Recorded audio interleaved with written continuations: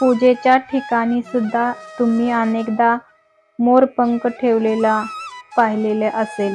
पण तुम्हाला माहीत आहे का, मोरपंखाचे अनेक प्रकारचे उपाय करता येऊ शकतात आणि हे उपाय फार साधे, सोपे, योग्य आणि परिणामकारक असू शकतात. हे उपाय केल्याने तुमच्या आयुष्यात अनेक प्रकारचे बदल होऊ शकतात. हे उपाय नेमके कोणते आहेत याचा संदर्भात अधिक माहिती जाणून घेऊयात. धनलाभासाठी हा उपाय करा. जर तुम्हाला धनलाभाची गरज असेल तर त्यासाठी काळा धागा तुमच्या पर्सला बांधून ठेवा.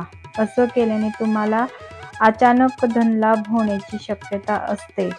तसेच यामुळे तुमचं कोणतं नुकसानही होणार नाही.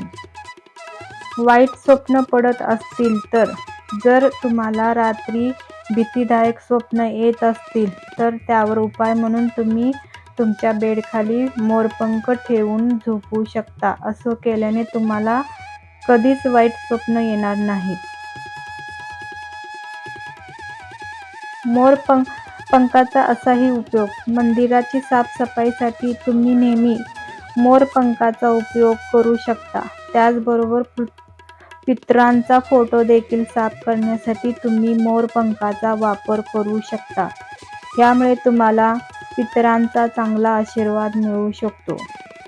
तुमच्या आयुष्यात सुख येईल. जर तुम्हाला विवाहित असाल तर तुम्ही तुमच्या बेडरूममध्ये मोरपंख नक्की लावू शकता. यामुळे तुमच्यामध्ये प्रेम, जिव्हाळा टिकून राहील. तसेच तुमचं वैवाहिक जीवन देखील चांगलं राहील. शत्रूचा नाश करण्यासाठी मोरपंखावर भगवान हनुमानाच्या चरणांचा शेंदूर घेऊन त्यावर तुमच्या शत्रूचं नाव लिहा. तसेच ते रात्री मंदिरात ठेवा. तसेच दुसऱ्या दिवशी त्याला पाण्यात सोडून द्या. यामुळे तुमच्या शत्रूचा नाश होईल.